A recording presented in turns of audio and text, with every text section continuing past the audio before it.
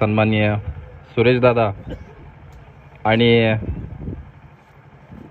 इतर कुस्ती शौकीन मंडळी, पालकवर्ग, बंधू आणि भगिनी, खरं तर आज हा योग येणार हे मला काही दिवसांपूर्वीच माहिती होतं आणि तशा पद्धतीचा वार्तालाप देखील मी पैलवानांच्या पालकांशी केला होता. कारण आम्ही जेव्हा तालमीमध्ये कष्ट करून घेतो, ज्यावेळी आम्ही आमचे तन मन धन पणाला लावतो, आम्हाला माहीत असतं की कुठल्या मुलांमध्ये काय चार्म आहे आणि कुठल्या मुलांना काय द्यायचं आहे. याच्या पलीकडे जाऊन ह्या ठिकाणी उपस्थित राहण्याचा अजून एक महत्त्वाचा माझा असा मुद्दा होता की तुमच्याशी मला डायरेक्ट वार्तालाप करता येईल. खरं तर पैलवान या शब्दामध्ये खूप मोठी ताकद आहे, पण आज या ताकदीचा उपयोग चांगल्या कामासाठीच झाला पाहिजे असं माझं पहिल्यापासूनचं महत्त्व आहे. आणि याच्यासाठी फक्त पैलवानाचा कोचच, मार्गदर्शक एवढाच उपयोगी येत नसून त्याचे पालक, त्याचे घरचे आईवडील यांचा देखील फार मोठा सहभाग असावा लागतो, तरच त्या पाल्याला किंवा त्या पैलवानाला यशप्राप्ती होते. खरं पाहिलं तर मला वाटतं 2017-18च्या दरम्यान तालमीचं बांधकाम चालू केल्यानंतर आमचे मित्र शेखर दादा आणि आमच्यात कायम संवाद व्हायचा की महाराष्ट्रामध्ये काही जागा अशा आहेत, काही त्या जागेचे गुणधर्म असे आहेत, त्या मातीमध्ये कुस्ती आहे. त्याच्यातला सगळ्यात आधीचा भाग म्हणजे कोल्हापूर, आणि कोल्हापूरच्या तोडीचा भाग असेल तर तो हा भाग आहे, अशी आमची कायम चर्चा व्हायची. परंतु मी देखील पैलवानकी करत असताना या भागातून बोटावर मोजणे इतके पैलवान राज्यस्तरीय आणि राष्ट्रीय स्पर्धेपर्यंत यायचे आणि तिथून ग्रहण लागल्यासारखे पाठीमागे थांबायचे. पुण्यातले पैलवान तिथून पुढे सरकायचे, त्याच्या पाठीमागे त्यांचा बॅकअप असायचा आणि थोड्याफार प्रमाणात कोल्हापूरचे सरकायचे. आणि एकदमच एक्सलंट असेल म्हणजे आपण आज राहुल म्हणू शकतो, उत्कर्ष म्हणू शकतो, अशी क्वालिटी असणारे पैलवानच तिथपर्यंत पोहोचायचे. पण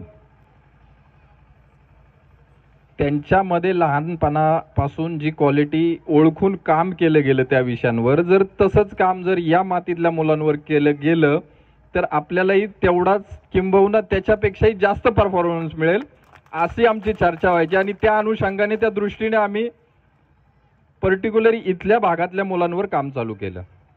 काम चालू करत असताना बऱ्याच अडचणी निर्माण झाल्या.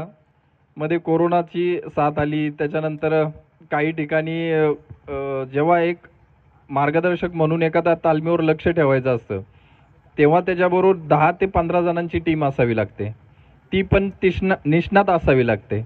ही टीम एकत्र येण्यासाठी, गोळा होण्यासाठी काही दिवस लागतात.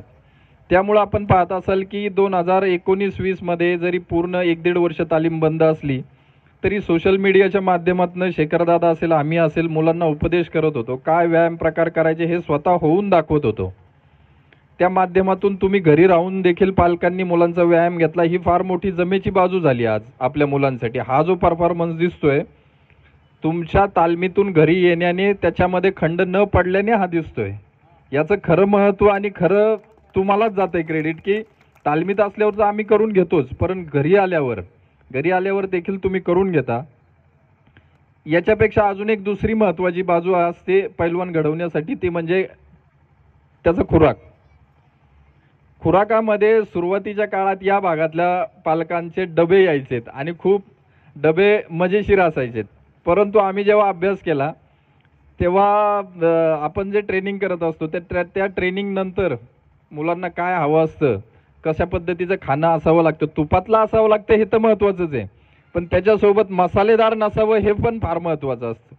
त्याचं एक महत्त्वाचं कारण आहे की मी तालमीतले येणाऱ्या पालकांनाही सांगतो आणि महत्त्वाचं करून तुम्हा सर्वांनाही सांगेल की तिखटाचं प्रमाण, मसाल्याचं प्रमाण जर त्याच्यामध्ये ठेवलं तर आपल्या लंग्सला किंवा कुस्तीमध्ये दम लागायला दम जो लागतो मुलांना तो लागत नाही. शक्यतो प्लेन खाणं असावं, नॉनव्हेज असावं, चांगलं असावं आणि ते वेळेत असावं, वेळेत झोपलं पाहिजे, वेळेत उठलं पाहिजे, वेळेत व्यायाम केला पाहिजे. सगळं काही वेळेत झालं तर पैलवान का होत नाही? होतो पैलवान. कुठल्याही पैलवानाला जर 3-4 वर्ष तुम्ही ह्या सगळ्या सिस्टमची सवय घालून दिलीत, वेळेत झोपणं, वेळेत उठणं आणि वेळेत खाणं पिणं आणि चांगला आहार, बाहेरचं कुठलंही खायचं नाही, कुठेही जास्त बसायचं नाही, कुठल्याही कार्यक्रमाला जास्त जायचं नाही, असं जर 3-4 वर्ष तुम्ही रुटीन आपल्या मुलाचं ठेवलं तर परफॉर्मन्स 100% येतो. थोडा लेट का होईना पण त्याच्या कष्टाला यश हे नक्की प्राप्त होतं. मुलांमध्ये बदल घडवत असताना हळूहळू आम्हाला पालकांमध्ये बदल घडवावा लागला. पालकांनी तो बदल केला आणि त्याच्यामुळे देखील आजचा दिवस आहे. तिसरी सगळ्यात महत्वाची गोष्ट आहे ती म्हणजे की मुलं तुम्ही नुसती तालमीत टाकून चालत नाही, तर त्यांच्याकडे किती खातात, किती पितात. आता आमच्याकडेचा जो स्टाफ आहे तो 4 ते 5 जणांचा स्टाफ आहे. तालमीमध्ये मुलं आहेत 100. 4 ते 100 मुलांसाठी साधारणतः 10 ते 15 जणांचा स्टाफ असावा लागतो. परंतु या सगळ्या गोष्टी जुळून यायला खूप वेळ जात असतो. मी जसं सांगितलं की 2017 मध्ये तालीम जेव्हा चालू केली त्यावेळेचा रेशो आणि आजचा रेशो हा फरक पडलाय. कारण जसजसे दिवस पुढे जातात तसतशा अनुभवानुसार आम्हाला त्यात चेंजेस करावे लागतात. पालकांमध्ये पैलवानाचा पालक म्हणूनही तुम्हाला चेंजेस करावे लागतील. ते ह्या पालकांनी केले. आज मला वाटतं 1-1.5 महिन्यापूर्वी जी रँकिंग स्पर्धा आली तिथं 5 मेडल्स होती. परत आता पटनामध्ये 3 मेडल्स आहेत. याशिवाय